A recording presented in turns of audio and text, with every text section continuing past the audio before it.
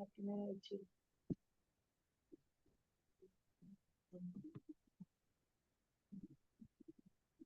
No, papi, no se toca.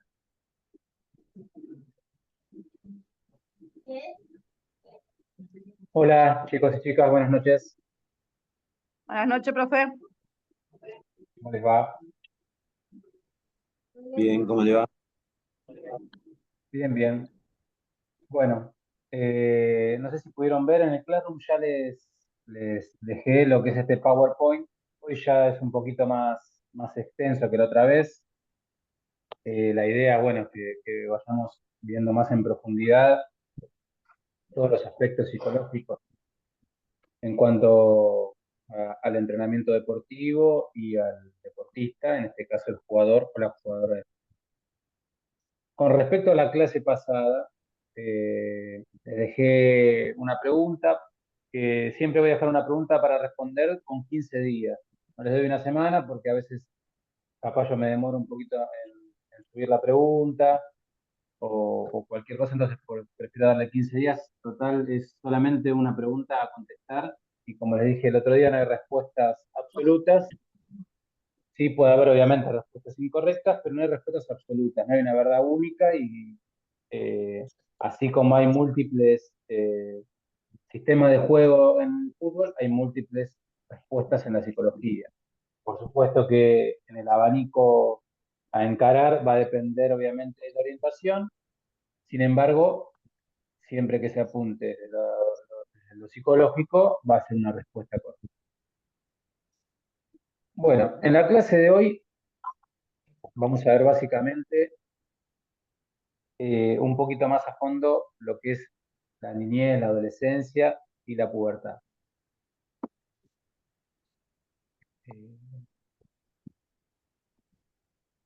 Pasar a la siguiente pantalla. Esperen que me quedo ahí.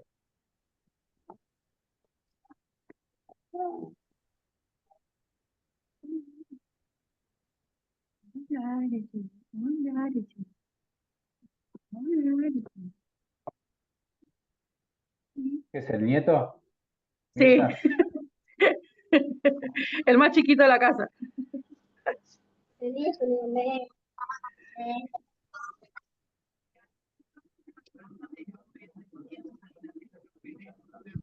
Quiere tocar y la toco.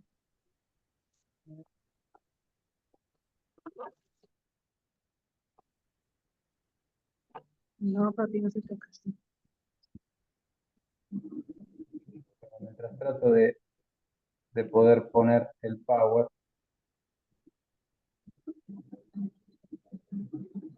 Bueno, les comentaba esto de que vamos a ver lo que es la niñez, la adolescencia. Espero que lo pueda conectar. La niñez, la pubertad y la adolescencia. Como lo charlamos en la anterior clase, el niño va desarrollando su inteligencia a medida que va avanzando. Por supuesto, esto viene de la mano de la escolaridad, de la familia, ya que si uno dejara a un niño en el medio del bosque, como es el cuento del libro de la selva, la inteligencia que él va a poder desarrollar va a ser rudimentaria, va a ser la que tenga con la propia experiencia. Por eso, los niños que se encuentran en sociedad y obviamente que van a la etapa escolar, van desarrollando esta inteligencia y va de la mano de los contenidos que van viendo en el cole. No es lo mismo lo que ven en séptimo grado que en primer grado, que era lo que veníamos hablando antes. Y como le comentaba, son enormes los cambios que se producen en cada etapa del desarrollo, tanto en la infancia de los jugadores como de los jugadores. Dentro de esos cambios, los más significativos se ven a simple vista, como son los cambios corporales. Ustedes pueden ver que en los chicos hay un crecimiento de las extremidades, hay crecimiento del vello en varias zonas del cuerpo donde no existían, un cambio en el tono de voz, y todos los otros aparejados cambios en la psicología. ¿Qué quiere decir con esto? Ellos van viendo de a poco esos pequeños cambios. Uno de afuera lo va a palpar y lo va a ver con su experiencia eh, mucho más palpable. Pero ellos, junto con su grupo de pares, van viendo que ese desarrollo se va dando a la par. Ahora, Una cosa es el colegio y otra cosa, por ejemplo, es el club. En el club, el chico en este desarrollo va a cambiar muchísimo en sus etapas de desarrollo infantil o de etapas de, por ejemplo, novena, octava, séptima, en donde la fuerza, que era lo que vieron en la clase pasada, cambia muchísimo en esto. Un deportista que desarrolla la fuerza un año antes o un tiempo antes que otro, en determinado puesto tiene determinada ventaja. Después, obviamente, está la habilidad deportiva. Lo charlamos la clase pasada con Saviola, con Antuono, llegaron a primera división con 16, 17 años, con la Yamal, con 16, 17 años, y sin embargo su calidad deportiva es superior a otros compañeros que deben todavía estar en las divisiones inferiores. Bueno, como le decía, de niños a adolescentes se producen cambios significativos en el desarrollo psicológico y los aspectos que incluye son un desarrollo de la identidad. Los adolescentes comienzan a explorar y a definir su identidad, incluyendo sus intereses, valores y creencias. Como les decía, los chicos van en este desarrollo de, de, de su psiquis y de lo corporal, y más los chicos que se encuentran en el club, a tener dos variables, una que son los compañeros del cole y otra que son los compañeros del club.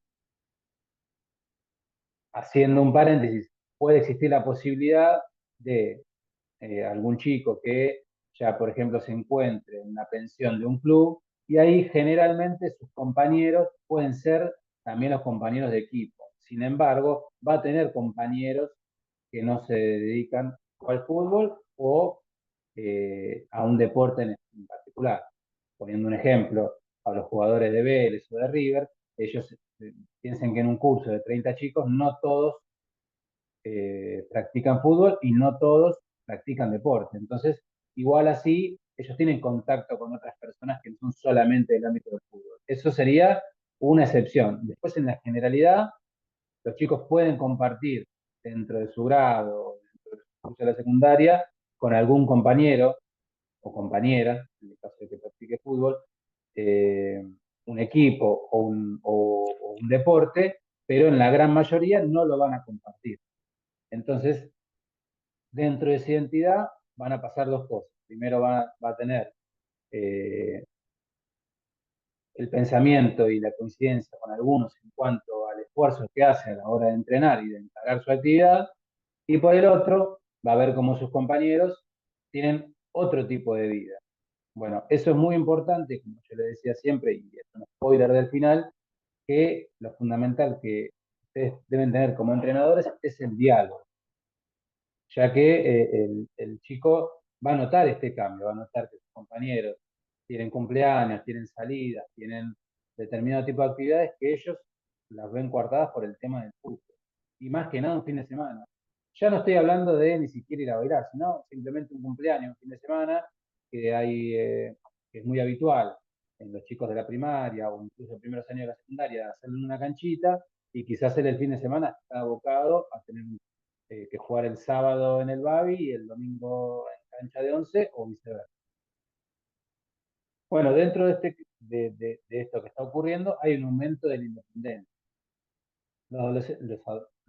La pubertad ya arranca con eso. El niño primero es muy dependiente de la familia para que lo lleve, lo traiga, vaya y venga en cuanto al fútbol, y en cambio en la pubertad, con su grupo de pares y yendo hacia la adolescencia, comienza a buscar ser más independiente y más autónomo en cuanto a sus decisiones y acciones. Volviendo a decir que es un spoiler del final. Acá también hay que estar muy atento porque también es en la etapa donde existe el mayor abandono deportivo, en la adolescencia, por varios aspectos. El número uno y fundamental es la no continuidad, ya sea en un equipo titular o en un equipo. Lo segundo es una frustración a la hora de encarar todo lo que conlleva entrenar, competir. Y lo tercero, en este que nombrábamos anterior, es el tema de la independencia, de ver que su adolescencia va a estar abocada a lo deportivo y lo social va a estar corrido eh, en gran medida. Como le decía ayer a los chicos de segundo año, Eh, yo les voy a tratar de dar un mix y obviamente que me encantaría que cualquiera de ustedes, o todos, puedan llegar a un equipo de primera división. Sin embargo, yo trato de que, bueno, en un equipo de primera división generalmente va a haber un equipo de psicólogos, como les puse la clase anterior, en estos tres tipos de psicólogos seguramente alguno exista en un equipo de primera división o en un club de alto nivel. Ahora, ustedes seguramente estén trabajando o vayan a tener su primer contacto en un lugar donde no exista ni por asomo un psicólogo. Entonces, esta materia lo que trata, y junto con la del año siguiente, es que ustedes tengan herramientas y un leve paso de entender qué pasa por la psiquis de los chicos, de los adolescentes y obviamente de los adultos. Y lo que pasa es una generalidad, porque se imaginan que todos somos diferentes, todos tenemos diferentes pensamientos, diferentes emociones, diferentes percepciones de una realidad y va a variar dependiendo de lo que sienta cada uno. Por eso esto es un pantallazo y como les dije, el spoiler del final, lo fundamental es el diálogo. Después, otra cosa que ocurre es un cambio de la relación con los padres, que era esto que les venía diciendo, porque ya la relación se vuelve más compleja, el adolescente ya se vuelve más par con el padre y más cuestionador a la hora de las decisiones que toma. El papá y la mamá siguen siendo sus referentes, su tutor sigue siendo su referente, pero bueno, pensemos en adolescentes que quizás abandonan su pueblo para irse, ni siquiera les digo a capital, sino a una ciudad más poblada.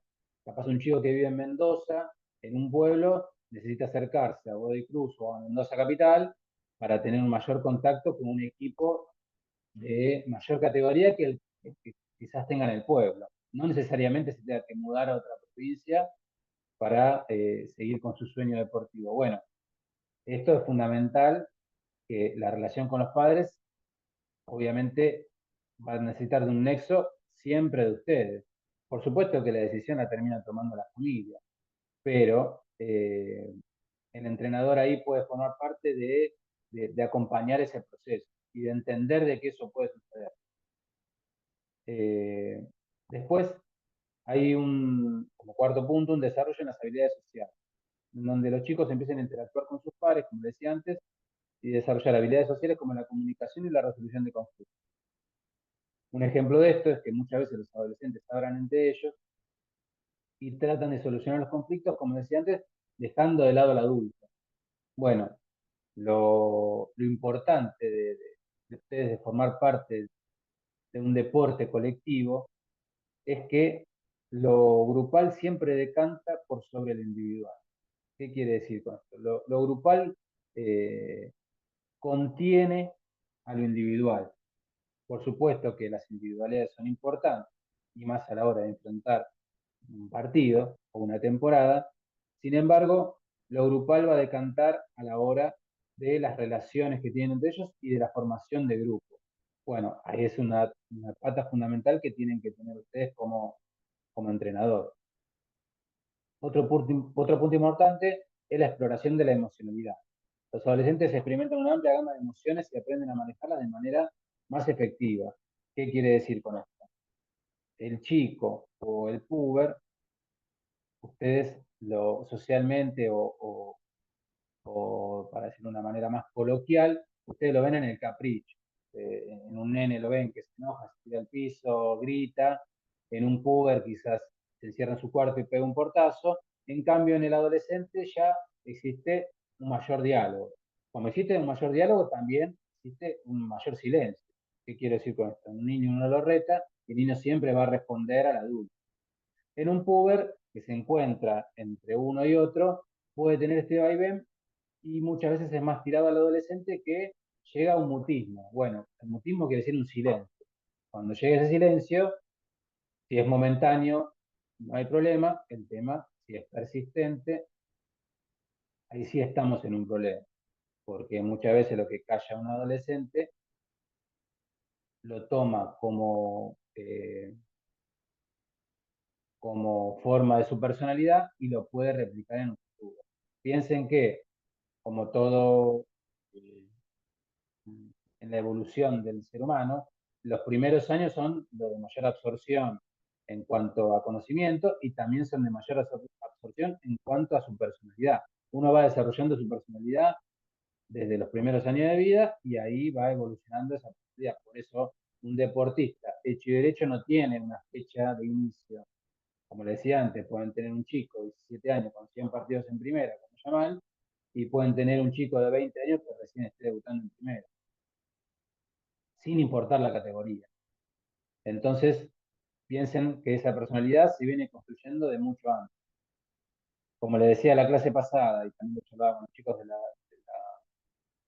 de la otra clase, cuando ustedes tienen un deportista que llega a primera división con 17 años y se encuentran con un deportista rebelde, un deportista que no quiere estudiar, un deportista que tiene, como se dice socialmente, mañas o actitudes, bueno, ya llegamos tarde.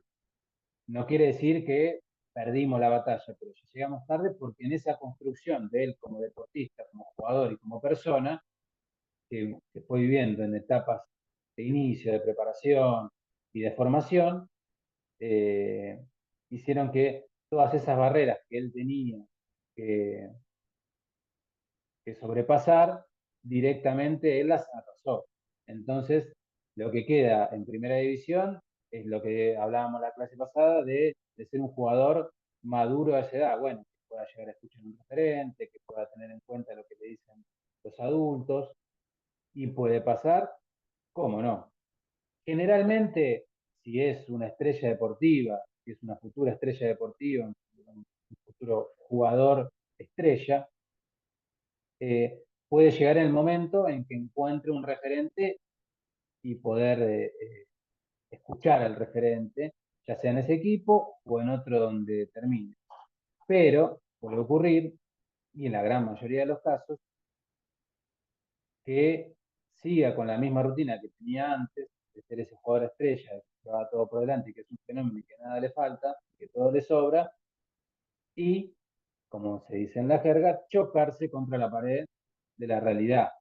Por supuesto, no es lo mismo tener 17 años en primera división que tener 30 y ya tener por lo menos 10, 12 o quizás 15 años en el alto nivel.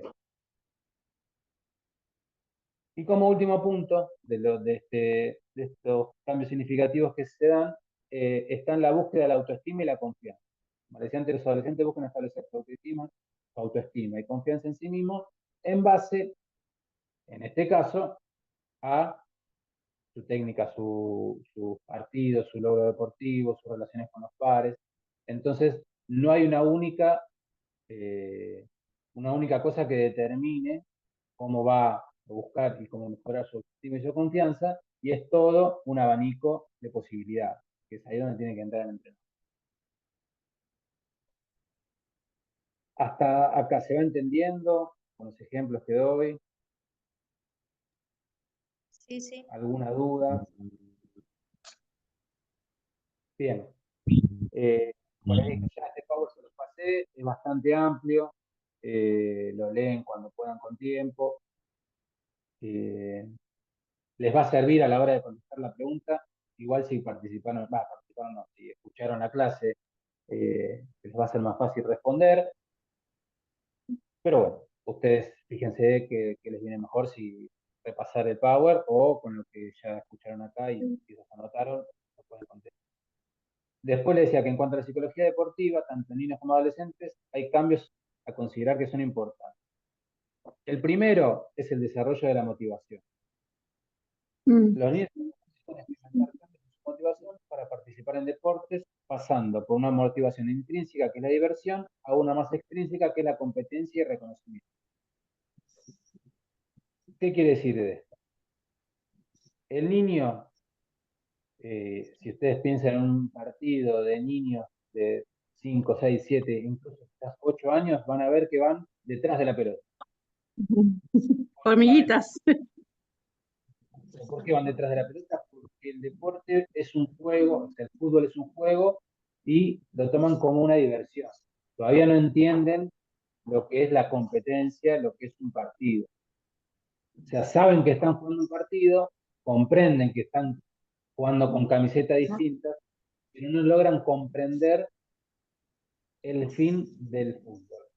¿Qué es el fin del fútbol? Hacer goles y ganar un partido por mayor diferencia de goles. Si yo hago 5 y el otro hace 4, yo gané porque hice 5 goles por sobre el otro que hizo 4.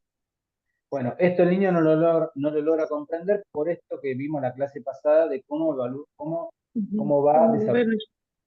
Bueno, No es que él no es inteligente porque no entiende que el fútbol es hacer goles, sino que dentro del deporte el objetivo es hacer goles. Perfecto. Él sabe que para ganar un partido hay que hacer goles. Y la manera de hacer goles es teniendo la pelota. Después no comprende que hay posiciones, no comprende que está con otros. Él se encuentra en esta etapa de, como les decía antes, de diversión y de individualidad. A medida que ustedes van desarrollando el deporte, ellos van a poder comprender que no solamente el objetivo es hacer goles, sino que también el objetivo es cumplir una posición, el objetivo también es cumplir un rol. Entonces, todo eso se va dando a medida que el chico va creciendo. Ustedes quizás ven algún video de la Masía del Barcelona, los chicos que el short corto le llega al tobillo y ven que juegan con las características de un chico quizás de 12, 15 años. Bueno, piensen que eso es la elite del fútbol mundial. O sea, son futuras promesas quizás, o chicos que están y nacieron para ese deporte. Eso no es una realidad, que eso no es lo que se tiene que replicar. Y como contrapunto, no es casualidad que el Barcelona vaya a buscar a esos chicos a Sudamérica, a África. Entonces, ¿por qué? Porque el talento deportivo y de potrero se da acá. Ellos muchas veces lo tienen, que hay europeos de una calidad única. Sin embargo, cada vez son más jóvenes los que vienen a buscar acá. Ayer lo que charlaba con los chicos es, fíjense, en nuestro país, que el fútbol es muy porteño centrista, no por nada la AFA se encuentra en Capital Federal. Sin embargo, la mayor cantidad de jugadores no son porteños. Hay una gran cantidad de jugadores que vienen del exterior. Bueno, eso se explica de muchos puntos. Uno es que no existe más acá en el AMBA lo que es el potrero. Quizás algo uno lo puede encontrar más no sé, en Fuerte Santa Fe. Apache. Claro, pero yo digo en el AMBA no existe más el potrero. Uno lo puede encontrar, como decía, en Fuerte Apache con lo que dice Thiago Almada, o acá en Capital, en algunos, en Barracas, hay cerca entre Barracas y Parque Patricio, hay, bueno, está el Club Barraca Central, hay un potrero donde los chicos van a jugar, pero en general, como les decía antes, si se fijan, es el Changuito, el Chaco, Saltita, el Cordobés, o sea, los apodos que ven en primera son muchos de jugadores que vienen del interior. Y eso, bueno, como decía, una parte por el potrero, otra parte porque muchos de esos chicos vienen con el sueño de no solamente ser futbolistas, sino de ayudar a sus familias. Entonces, lo que puede ocurrir acá en el AMBA, o en Capital más que nada, es que el chico, si no es una estrella o una perla y que se quiera dedicar 100% al fútbol, tiene unos accesos a la tecnología como el celular, la Play, o mismo su grupo de compañeros o de amigos del cole, que hace como les decía antes, si no tiene él en mente, muy focalizado, que quiere ser un jugador profesional de fútbol, muy difícil que llegue. Obviamente que todos los clubes del AMBA o de Capital tienen jugadores que son de Capital. Bueno, pero esa garra que muchas veces cuenta Ruggeri en ESPN, en el programa del Pollo, tiene que ver eso, de que el jugador del interior da ese club.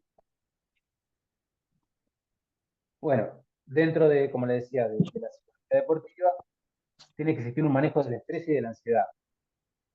Decía que los jóvenes jugadores experimentan estrés y ansiedad en situaciones de competencia y es importante señalarles estrategias para manejarlo. Bueno, acá ya hablamos de adolescentes. Bien, una herramienta que veíamos ayer con los chicos, más que nada ya en etapas juveniles, para adultos, que la manera de manejar el estrés en cuanto a la competencia debe ser entrenado, para la redundancia, en los entrenamientos. Si solamente yo entreno y voy al domingo a competir, el chico no siente lo que es la competencia propiamente dicha. Bueno, esa competencia propiamente dicha, ¿cómo se puede dar? Si yo estoy en un club, lo puedo hacer con las divisiones superiores o inferiores, o si tengo un plantel grande, poder mezclar titulares y suplentes, en el caso de que existan, para que el chico comience a competir y a sentir el estrés en el entrenamiento. Obviamente medido y obviamente no en cada entrenamiento, sino que él vaya teniendo la evidencia de que el estrés no solamente se va produciendo en el partido. Insisto, esto es más que nada en una etapa pubertad adolescente. En el chico chico tiene que, como le decía antes, entender lo que es el deporte para después poder entender lo que es la competencia. Después hay habilidades que el chico puede aprender eh, como habilidades psicológicas, que es poner metas, la visualización, una concentración para la mejora del rendimiento. Bien, la visualización es muy amplia, recién lo vamos a ver sobre el final del curso, e incluso quizás no lleguemos con ustedes y lo ven el año que viene. Pero para que lo entiendan, la visualización tiene que ver, puede tener dos maneras. Una es una especie de meditación, hay autores y hay psicólogos que lo utilizan y otros que no, pero si no, la visualización uno lo piensa como en pensar en ese partido que va a venir y no solamente en la temporada. O sea, es esa concentración que yo debo tener previo a un partido y en la semana cómo preparar ese partido. Es muy amplio, depende de cada jugador, depende de cada grupo y si ustedes lo ven en el final del recorrido, van a ver jugadores de primera que llegan tomando un mate, ahí van a ver otros que llegan escuchando música y van a ver otros que llegan charlando con el utilero o con un compañero.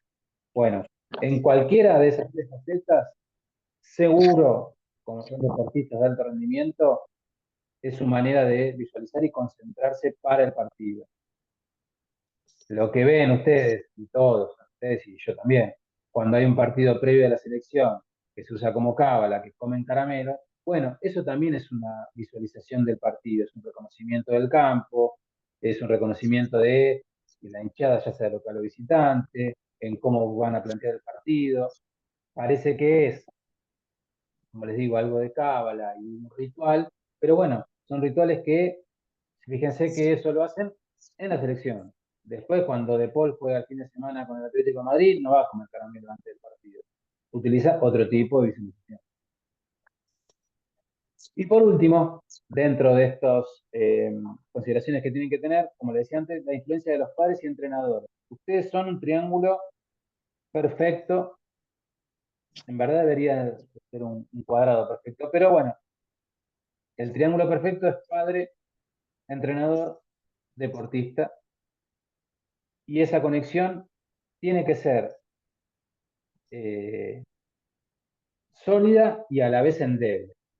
Vamos a explicarlo por qué. Sólida es en cuanto a la confianza, o sea, lo que el deportista y el padre o la familia debe tener una confianza plena en el entrenador y viceversa. El entrenador debe estar confiado de que le van a traer al chico para entrenar, de que lo van a cuidar, de que lo van a alimentar. O sea, no es lo mismo que usted le venga a un chico que es, la verdad, es un talento deportivo único, pero que en la casa no le dan bolilla, se alimenta mal, tiene problemas para venir a entrenar porque no se acuerdan cuando tiene que venir a entrenar. Entonces son todas esas pequeñas cositas que ustedes tienen que ir formando ese vínculo. ¿Y por qué le decía sólida? Eso sería sólida. ¿Y por qué endeble? Bueno, endeble porque eso no debe permitir al padre que se que interfiera en lo que es entrenador y jugador.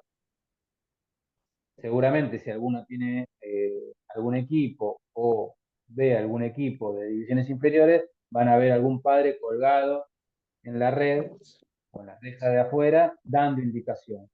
Bueno, eso se lo dejo abierto como entrenadores y que cada uno haga lo que quiera.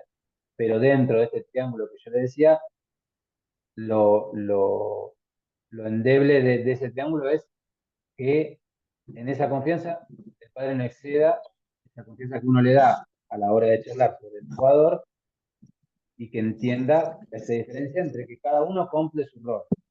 Uno es padre, otro es entrenador y otro es jugador. Por supuesto que el jugador puede venir en cualquier división, y obviamente hay que ver con qué le sale un chico, pero puede ser que venga con alguna pregunta, alguna duda en cuanto a lo que pasa en el partido, en el equipo, en su posición, y uno no puede responderle, yo soy el adulto, vos sos el jugador, ya hoy por hoy eso quedó de moda, el contacto con los jugadores hoy por hoy es mucho mayor y más en divisiones inferiores. Porque piensen que ustedes lo que están haciendo, y más justo en este tipo de licencia, es formar a un jugador. Cuando ustedes tengan la posibilidad de estar en una primera división, bueno, ya les viene un jugador formado. Sin embargo, así como nunca dejamos de aprender, tengamos 99 años, 100 años, 105, bueno, los jugadores tampoco dejan de aprender. Fíjense que muchas veces le preguntan a un jugador de fútbol quién fue tu entrenador que te marcó, y sin embargo pueden marcar un entrenador que lo tuvieron a los 25, 28, 30 años, dependiendo de su carrera deportiva. No necesariamente lo marcó el entrenador que tenía 15 años o 20 años o su entrenador que lo puso en primera división. Después, a modo de cierre, como que hay un aspecto muy importante a tener en cuenta y es la prevención del burnout y el abandono deportivo.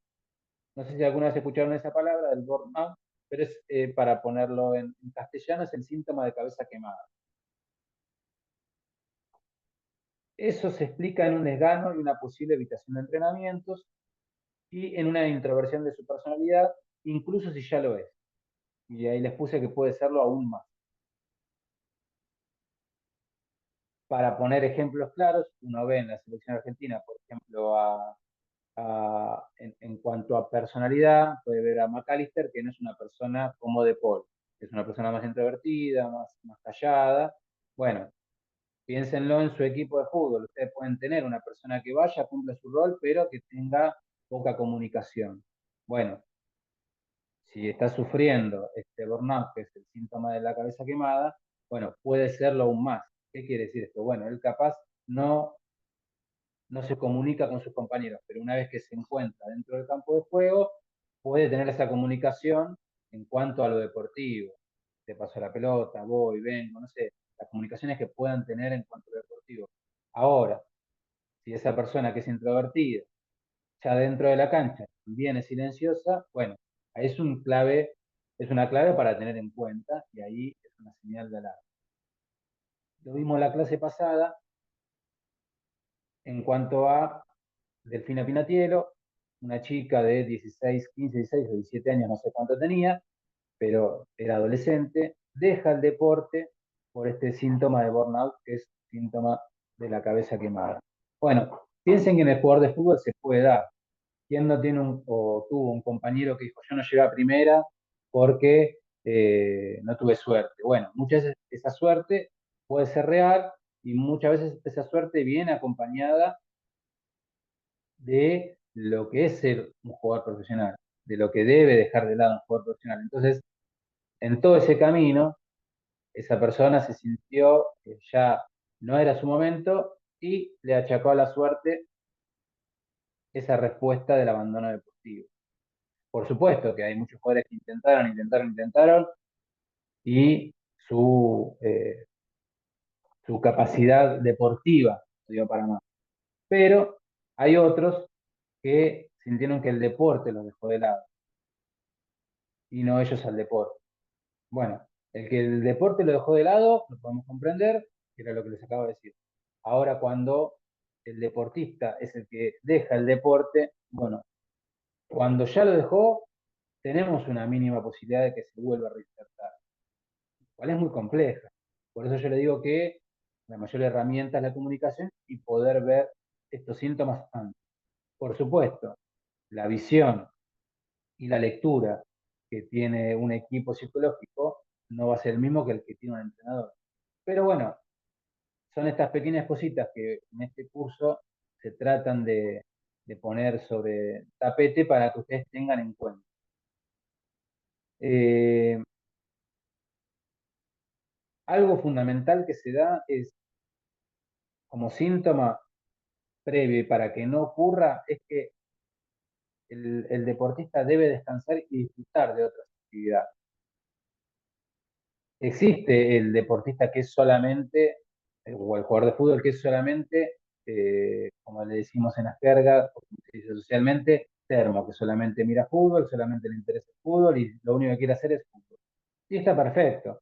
Bueno, de eso de acompañado del fútbol, ¿qué otra actividad puede hacer para descansar de lo que es la propia? Bueno, obviamente dependiendo de la edad, es recomendarles un curso como el que están haciendo ustedes, o sea que sigue siendo el fútbol, pero bueno, que lo prepare para el futuro.